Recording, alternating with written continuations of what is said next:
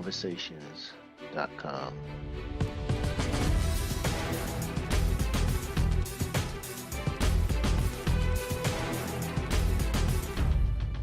EliteConversations.com.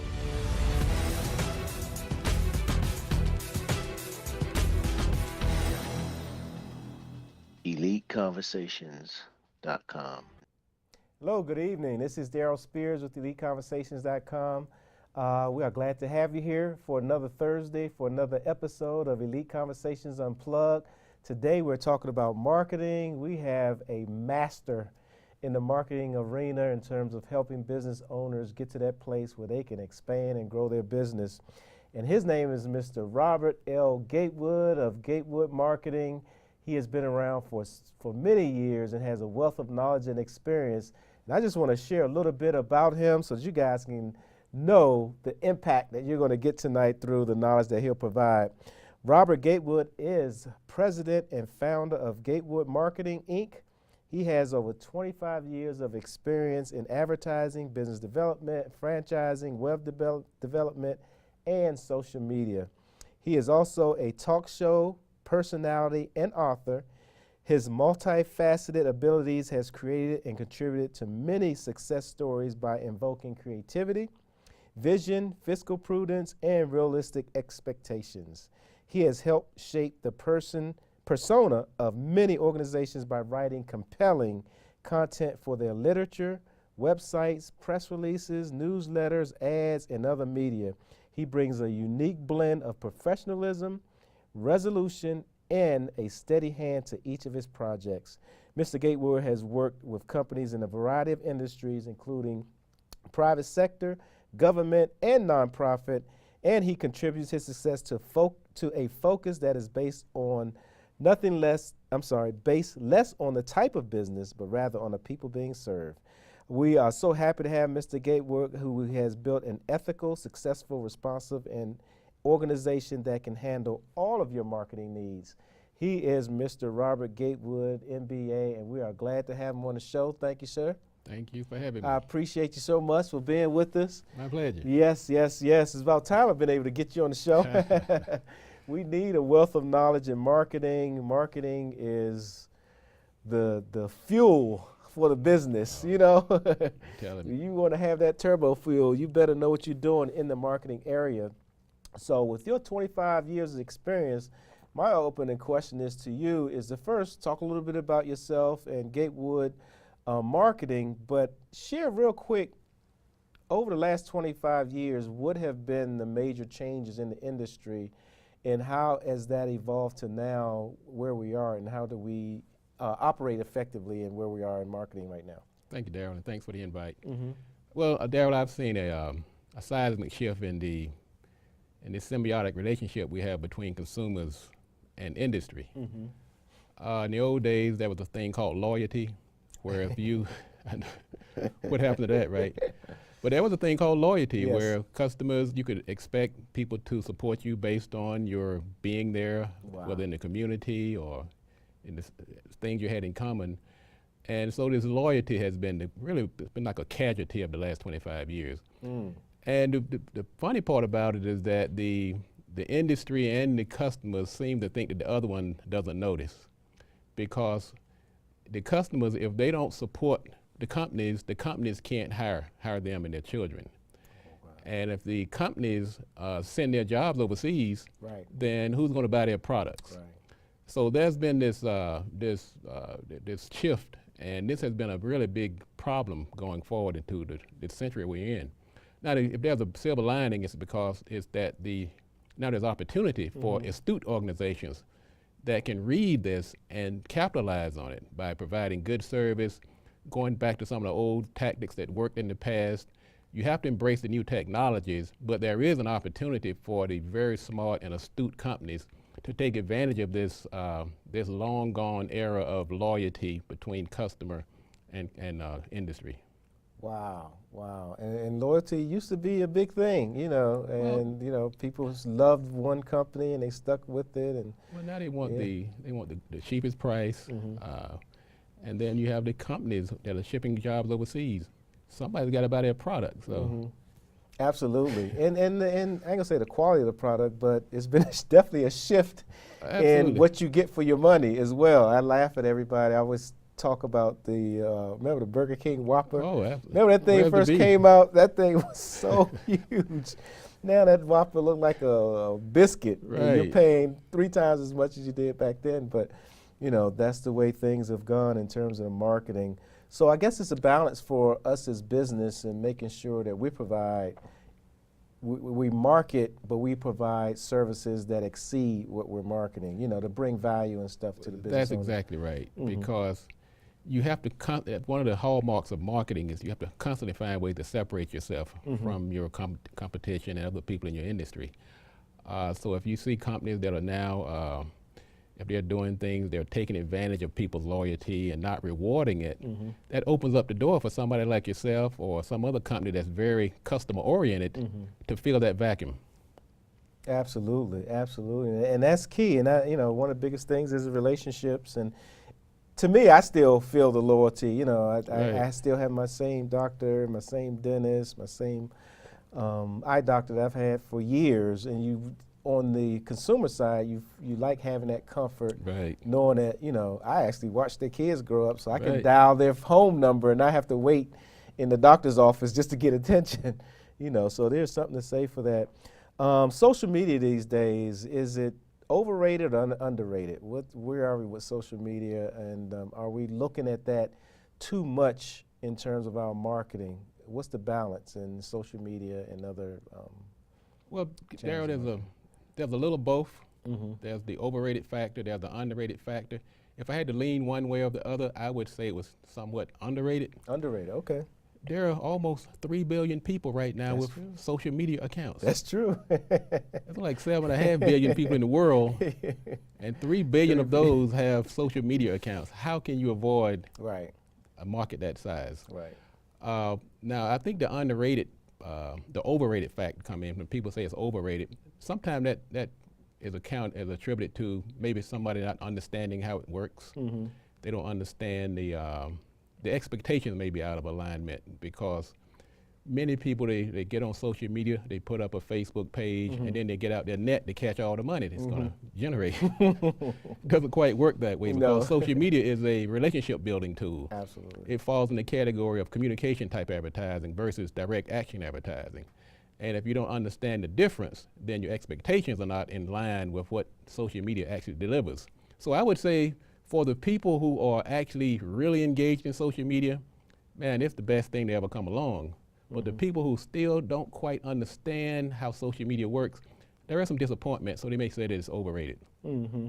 Absolutely. And do you see a proper way of using social media as a business? Because it's a business, and then there's a social aspect of it as well. And I think sometimes as business owners, we get confused on how to properly use social media on the business side in terms of marketing.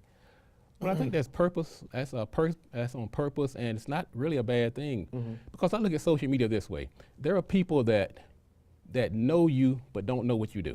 That's true. People I went to school with, I run across them on Facebook. They say, "Robert, I thought you went to law school. I thought you had gotten accepted to Syracuse," and I did, but I turned it down and I went to the business arena. When they found out I was doing marketing, they said, "Oh yeah, by the way, and I actually have a live example of where a friend of mine, they were neighbors. We were neighbors when I was growing up. Wow. And he was an attorney. His sister was starting a new company, which he was doing books and dolls, and he found out, "Robert, can you help my sister with this project she's doing?" Because he did not know I was into marketing. So that's one aspect. There are people that know you but don't know what you do. Gotcha. The second aspect is that people that know what you do, but they don't really know you. They don't know you the person. They don't realize that you're helping children, you're giving back to the community, you're feeding the homeless. So those two aspects are two places where social media can actually help you shine.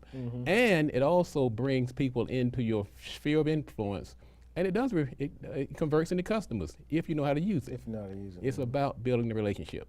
And if you don't understand how social media works, you might not appreciate that. But somebody like myself, I've seen it happen too many times. I don't just put up a post and send back and wait on the money. I'd watch it go through the process of engaging, who's going to respond to it, what type of people, and you got to be on the right platform. That's the bottom line also. If you're not sure, get on Facebook. If you're trying to target women, you may want to get on Pinterest.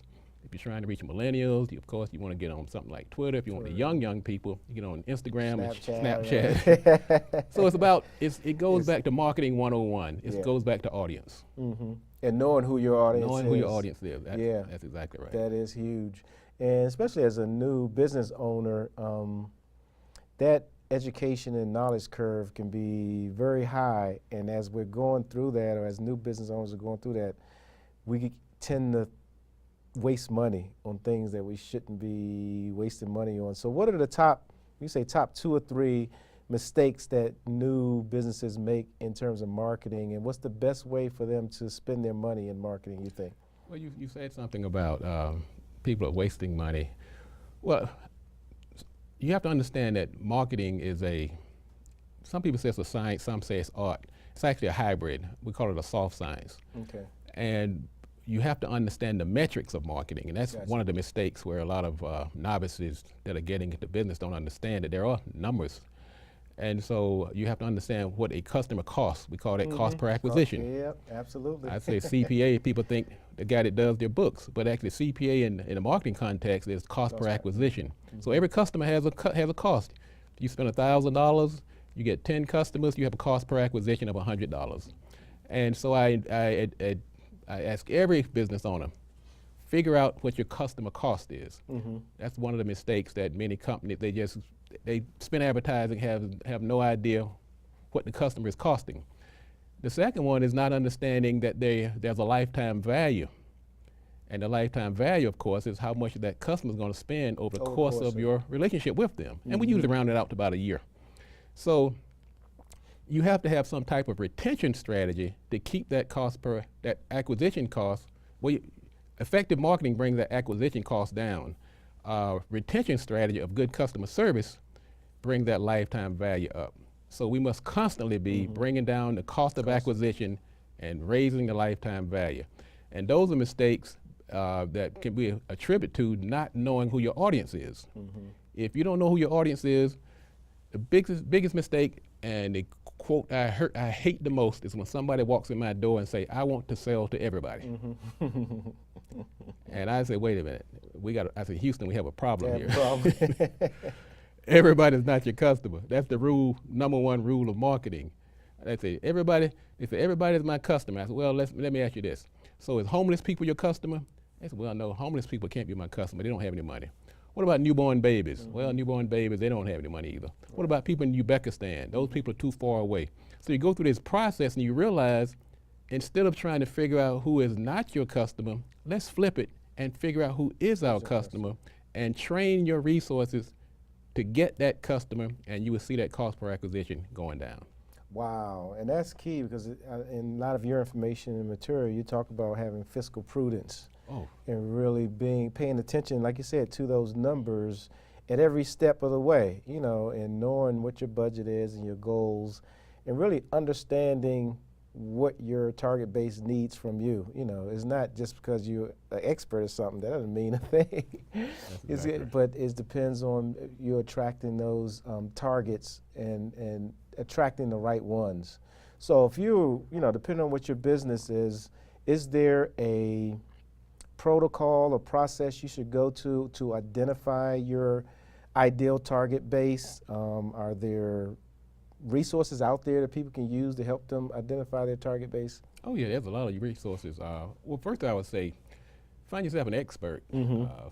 People go to law school, they go to medical school, they spend 8 years trying to hone their skills in their trade, and someone starts a business, and right off the bat, they think they're an expert.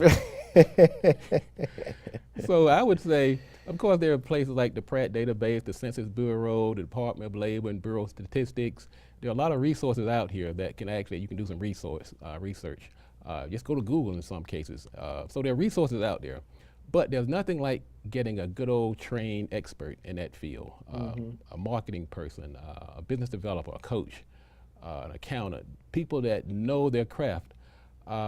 Because I've seen many companies they fail for lack of knowledge. Absolutely. They make the best cake. They're the best attorney. They're the best accountant, but they weren't good marketers. And that's not to pat myself on the back. It's just that I've been doing this for the last 25 years. I've seen the minefields. I know where the bodies are buried. And so what I'm able to do is steer people away from some of those common pitfalls, like we talked about, not knowing your cost per acquisition, not targeting. Right now in this economy, it is more important than ever to train your sites on a niche. Because between the monopolies, foreign competition, technology, you have to find yourself a piece of the market that you can own. And if you don't do that, your cost per acquisition is going to be way too high, your retention is not going to be there, and you're making things a lot more difficult than they need to be. Yeah, that's awesome. Talk a little bit about business relationships, especially as a new owner. That has a huge relevance to your ability to market to individuals. And what I'm thinking about too is developing those business alliances that might give you some of that information, or they're already in the space. So, I mean, if you're if you do hair and you know someone that owns a beauty salon, or you sell a beauty salon product, why not get into an alliance with someone that does hair or sells hair and tap into those individual customers? How important is it to find individuals that's in your market, in your area expertise, that don't do the same thing you do, but they serve the same customers that you look for? Well, it's not even a discretionary. It's not an option. It's actually a requirement. Because you will find that an underlying theme right now is small businesses are combating some forces, really some formidable forces out here. As I mentioned earlier, technology, monopolies, foreign competition. And so you can't attack these usually alone, because a small, my being a sole proprietor or a small company, it's going to be more difficult to combat these forces alone. So what you have to do is form alliances, and it's good. One of the best way to meet those alliances, by the way, is through networking. Now, I've been a big fan of networking for many years, and I was one of those people that went screaming and kicking to networking. It's like, oh, people sit around and they socializing, they're talking about their kids and where they're going to eat dinner. And well, I found out networking is everything except that. It's a great way to meet those stakeholders, because to be successful in business, you have to bring in the stakeholders that are necessary to run a business. Not just clients and customers. That's you true. also need vendors and suppliers, partners, funders, vendors. I mean, there's a whole myriad of stakeholders that are necessary, and those partners evolve from those relationships. You and I are a good example. We met at an event, and we do some things that we share those, because one thing will happen when you're partnering with somebody, those costs Oh my go goodness, down. that's what I love. Yes. Cost of venue, exactly. economies of scale, Yes, supplies. Yes. And if you're a small business owner, if you compete, let's say if you have a small grocery store, you go buy a can of peas, it's going to cost you $1.20 because you buying one case at a time. You're buying a pack of 12, whereas Safeway and Giant, they're buying them in carloads. Absolutely. So their cost may be down to 25 cents. Yep. So how can you compete against that? So how do you combat that? Then you do a co-op, or maybe pool your resources to make sure you can actually combat these competitors, because economies of scale is one of the things that the small companies do not have at their advantage. Forming alliances actually bring those costs down. So it is a requirement. It's not a discretionary action. It's a requirement in today's economy. It is. It really is. It's really helped me out quite a bit when you're dealing with limited budgets and all that good stuff. So when you talk about cost, that really helps. And I'm also sort of surprised that we don't do as much of it as we should.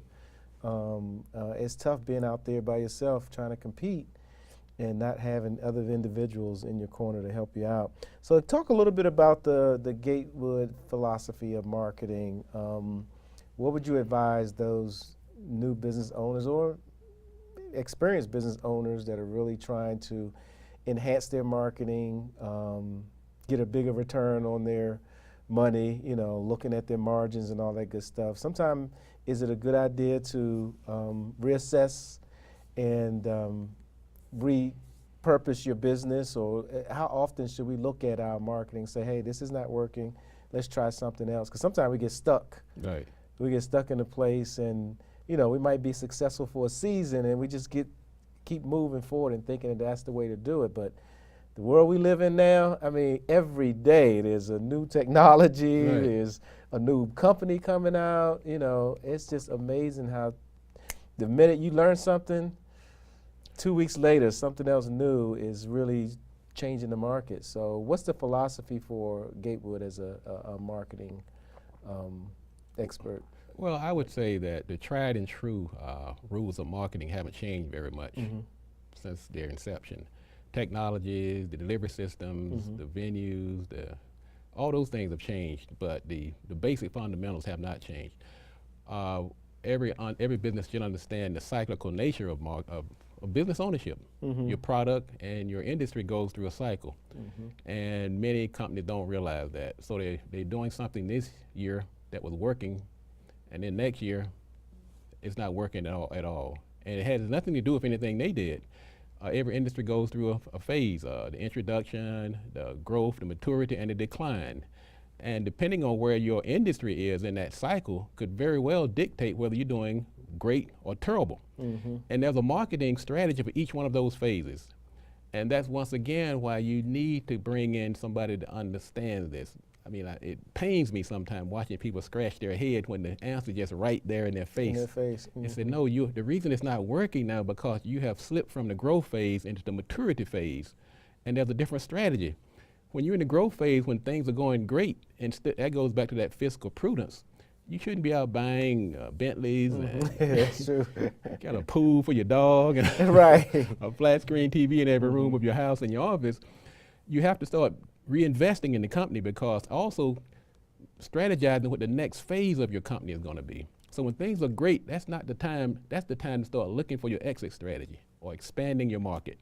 But some people ride that train until it gets all the way down to the decline, and then it's too late because the competition have gobbled up your customers. The market has changed, and you keep pouring money into. You're really trying to beat a dead horse. But understanding some of the basic fundamentals of marketing. We don't have to go deep into the book, just the surface ones. Like the 4 Ps of marketing, the industry life cycle, the consumer adoption process. These are marketing fundamentals that if you just get the basic understanding of how they work, a lot of the headaches that people are experiencing right now in the marketing arena could be avoided. Wow, that's awesome. And see, that's the difference between somebody like what I do and a graphic designer or a web designer or somebody who's just doing sort of like the production side of marketing.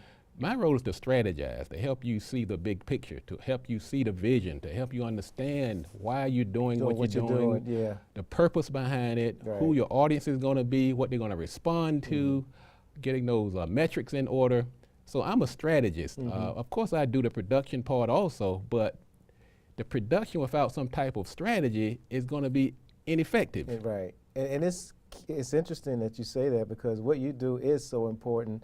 I was looking at CNBC, which is one of my favorite stations for business, and I won't mention the company, but a lady took over a major soft drink company, and they saw the importance of changing gears, changing focus. And they stripped everything. They came up with a new logo, and they decided to target, younger people, millennials in high school and stuff. The first year that she took over, that company lost $500 million. You hear me? $500 million. But she stuck to her philosophy. Right. She stuck to what the program was, and within 2 years, they were $2 billion a company just on that change. And changing the look and feel of the product, the bottle, and going after that new market. And it was just amazing hearing that story. But wow, I mean, they saw the need and was willing to take a loss like that. That's a big decision. But if you don't know the numbers, if you don't know the philosophy behind it, if you don't know those things, you will just continue in the path. Because they was going downhill, but she made the drastic decision to really just stop and change everything, and it paid off for them. I'm like, wow, well, major company. Here's an interesting piece of information. You have to advertise, you have to be bold, you have to go after customers. You have to, client acquisition is a big part of your marketing strategy. but there's a timidity among many small companies because they're not certain. They feel like if I put this money out here and I lose it, then I'm going to go out of business. I won't have enough money now to pay my rent. And so because of that, they don't take the steps. They're not aggressive enough. But if you have an understanding and some type of certainty that your advertising is going to work, you're more likely to do it. So that is one of the things that has been holding small companies back. They're afraid to spend that money because they're saying, wow, I'm not sure I'm going to get my return. Right, absolutely. Big companies have no such fear. They will spend, that's their biggest expense. Blew my mind. Yeah, they will spend whatever it takes because they have certainty that it's going to work. I mean, not 100% because nothing's 100%. But if a small company is sitting there feeling like they're about 20% sure it's going to work, one, they should be because they probably did it themselves and they had no knowledge of marketing. Whereas a big company that have done the research, they brought in the experts, the consultants, they're about 90% sure it's going to work. And they will empty their coffers promoting. Yes. And they will get that money back time and time again. That's one of the biggest advantages that the big companies have over the small companies. They have certainty that their promotional efforts are going to pay off. And that is what really opened my eyes just looking at that story. It just blew me away. Real quick before we start to close out, let's talk a little bit about the Marketing Pulpit, your great business show that you have. Is it every Friday? Friday, yeah. You bring in experts to talk about business. You share a wealth of information. Talk a little bit about that program and what's the benefit of people tuning in for that. Well, thank you, D. The Marketing Pulpit show, that's my radio show. It's on Radio 1. I've been doing it now for about 7 years. Wow. And the purpose is to help people tell their story. The French call it the raison d'etre, the reason for being, your purpose for being on this earth. And when you delve into the background of most successful companies, you will find out that there's a story, there's a purpose. And so what this radio show has been doing is helping people get that story out there. We bring them in, we get them on a comfortable platform, get them in the studio, and ask them a nice series of questions. And it just amazes me and the audience about the foundation of many of these success stories that are out here. And so the Marketing Pulpit, and it's also a good platform for people to promote their companies, their events. We've had guests of every type of industry. I have a great lineup of co-hosts. I have attorneys, I have CPAs, I have therapists, and they all contribute to the show's platform. But it's been a really one of my raison d'etres because I've always had this feeling in me that companies need a platform. I started the show when the economy was on a downward spiral, and I know my services were out of the reach of many small companies. So I started the show just to give out information that they may not be able to afford otherwise. And it took on a life of its own. Sponsors started lining up to advertise on the show. So now it's the platform has changed somewhat, but the mission is still the same, to help small businesses grow so that we can address some of the challenges in our community, such as unemployment and so forth. And so the show has a very strong mission of building strong businesses in the community and putting people to work. Excellent. I think that's a great opportunity for individuals to get on. And like I say, it's free. Get some free knowledge, and the wealth of knowledge there is awesome. So as we close, talk a little bit about your services, your products, how individuals can reach out to you, connect with you, and how, what's your target? Who do you serve as a marketing expert? Very good. My company, Gatewood Marketing, been around about I've been self-employed now about 22 years. I've been doing marketing since I've been, almost since my dad had me in his grocery store. But the company has has two main services, and that's consulting, strategy, writing marketing plans, coming up with visions for companies. That's one side. And then on the other side, we do web development, we do logo design, graphic design, social media strategy, and so forth. So we kind of divided between strategy over here and web technology services on the other. My target is small to medium-sized businesses, startups. Of course, every now and then, and that's one thing you have to remember, because you are targeting a certain audience doesn't mean you won't take others that don't necessarily fit your prototype. True, that's true. So if Oprah wants to call me up and wants me to help her out, I mean, of course I'll take on the challenge. And I would partner with some people like yourself because it would be a very big project. Absolutely. But you have to know your audience, because when you have your audience in mind, you speak their language. when you're trying to speak 10 languages, you have the Tower of Babel and nobody understands what you're saying. Absolutely. And my company can be reached at GatewoodMarketing.com. We're a full-service advertising agency. We've been helping small companies over 20 years. We've helped some big companies. Some of the companies that started out small are very big now, I'm proud to say. I won't take credit for it, but I'm sure we didn't hurt. So that's my job, to help these small companies grow to the point. I like to say that help them reach critical mass and consensus. Those are the two main targets, objectives I have with every client. You got to reach critical mass. That means you're making enough money to cover your expenses of the business and pay yourself. A lot of times we have companies, but you're still kind of pulling money from your day job and so forth. So we got to get critical mass. And then consensus, social proof, so that your business, so people are coming to your service for no other reason than because everybody else is coming. Right. When you reach that point, you're printing your own money.